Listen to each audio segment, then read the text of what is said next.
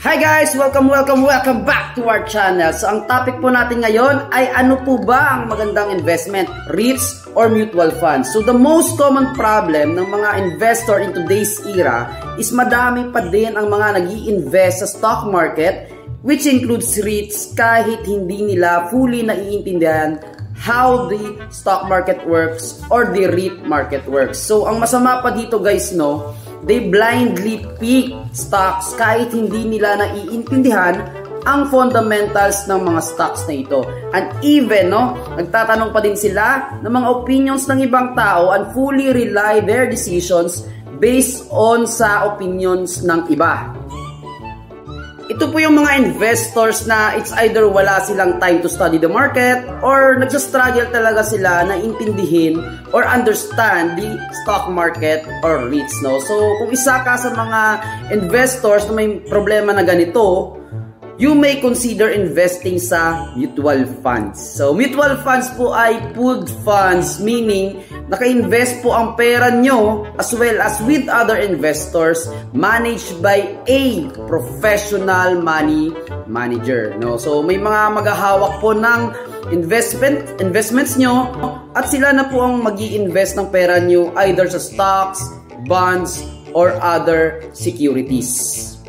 Actually guys, this topic is a suggestion ng isang member natin sa ating REIT community. So sabi nga niya, no, hello sir, gawa ka naman po ng educational video po tungkol sa REITs versus mutual funds. Kasi parang madami po ang nalilito kung saan po ba mag-i-invest, sa REITs po ba or sa mutual funds. Thank you po. So personally guys, no, wala po akong mutual funds. I have my own reasons kung bakit hindi ako nag-invest sa mutual funds. So the way I see it, hindi lang siya fit sa aking investment style, pero pwede siya maging fit sa inyo for some reason. So I will put into details ang mga pros and cons of REITs and mutual funds. So you can decide, no, kung ano ang mas fit sa iyo as investor. So number one guys, time and effort. How much time and effort ang kaya mong i-offer to study the market? Kapag nag-invest po kayo guys sa REITs, non-stop research and due diligence po ang gagawin nyo kasi you're going to do it on your own. So unlike mutual funds guys, no,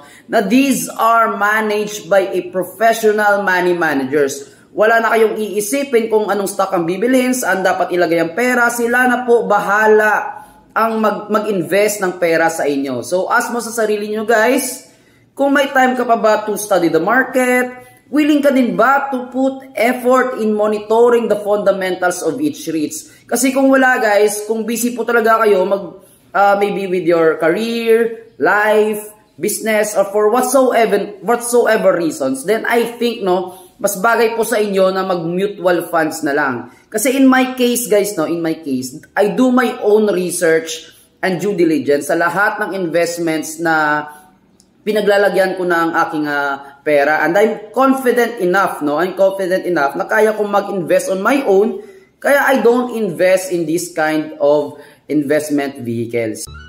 So number two, fees and charges. So these professional money managers ay hindi po nagtatrabaho sa inyo ng libre guys, no, para i-invest ang pera nyo.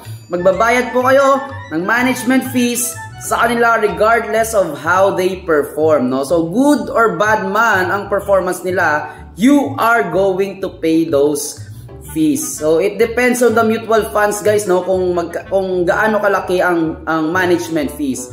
So sa Atram mutual fund management fees ranges at around 1.2 to 2.1%.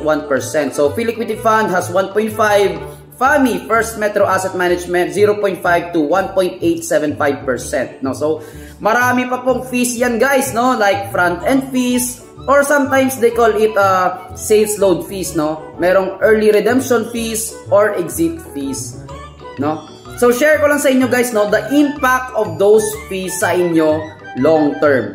So, let's say for example, meron kang 10% annualized return for 30 years. So, para simple lang guys, no? Gagawin na nating 1 million investment, then after 30 years, your money will become 17.45 million. Ngayon, if 2% is deducted to you annually for fees, this will make your annualized return from 10% to 8% at saka yung 1 million mo magiging 10 million approximately na lang after 30 years. So ilan pong nawala?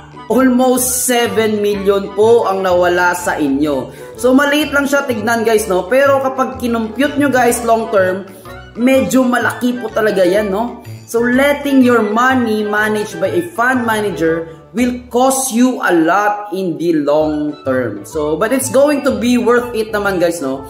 If and only if, no? Hindi ka confident sa sarili mo mag-invest on your own. Kasi nga, baka mamaya nalulugi ka lang or nai-stress ka na sa investments mo. So that is the only time na hindi mo na masyadong i-worry ang mga fees na ito. Pero sa REITs, if you invest in REITs, wala po yung management fees because you do it on your own. So fees is not a thing to worry when it comes to investing in REITs. So number 3 guys, no, investment control. Kapag nag-invest po tayo on our own, we have full control of our investments. Meaning, kung may pera tayo to invest, pwede tayong maglagay sa MP2, pwede tayong maglagay sa dividend stocks, pwede tayong maglagay sa REITs, no? So the choice is ours. So hindi siya katulad ng mutual funds na you are going to fully rely on the performance of the fund manager. So hindi po tayo nakaka-influence sa kanilang investment decisions. Sila na po yung may full control ng yung pera kung saan ilalagay nila ito. So though meron na mga choice of what kind of funds ang gusto nyong paglagyan, no? Kung medyo conservative kayo, pwede kayo maghanap ng mutual funds na merong bond funds, wherein itong pooled fund na ito ay nagpo-focus lang sa bond market na which has a very low risk, no? Meron namang equity funds, no, wherein nag-i-invest ang mga fund managers sa stocks, no? So pero meron itong higher risk, no? So balanced funds, no, if a combination of different asset classes, no, pero you don't have control kung saan nila ilalagay. It's either sa stocks, bonds, or kung anong assets man kung naka-balance funds po kayo. Number 4, risk. Let's start with a quote of Warren Buffett. Risk comes to those who don't know what they are doing. So napakasimple lang po nito guys, no? Kapag hindi nyo alam how REIT market works or kung hindi kayo interested pag-aralan ito, then it's better to invest na lang sa mutual funds wherein mayroong expert to handle your investments. Kasi in my own opinion guys, no, REITs is a mid-risk type of investment. But it can be riskier lalo na kapag hindi mo alam ang ginagawa mo. Ang mga REITs na ito guys ay iba-iba ang performance, no? There are REITs na maganda ang performance and meron din namang REITs na nagsastruggle talaga, no? So you really have to study those REITs para ma-evaluate mo at the same time make good investment decisions. So yan po ang mga dapat nyo munang sagutin or i-assess sa sarili nyo before making a decision. Share ko lang sa inyo guys, no, yung aking opinion. Kung may plano po kayo mag-invest sa dividend stocks man or sa REITs at hindi naman kayo committed to learn and even wala kayong time to study the market, then it's better na mag-invest na lang po kayo sa mutual funds kasi malaki po ang chance na malugi lang po ang inyong pera. Pero kung mag-invest po kayo dito man sa dividend stocks or REITs and eager naman kayo to learn and provide time to study the market, then there are higher potential gains since makakiwas kayo sa mga malalaking fees and charges. So bottom line guys, no, it all depends on you as an investor. So that is all for today's video guys. I hope it's all clear and nasagot ko ang mga katanungan ninyo. Kung meron kayong certain questions na hindi ko nasagot, just drop it down below the comment section. So that's all for today guys. Thank you for watching. We will be uploading more educational videos soon. So like, share, and subscribe. So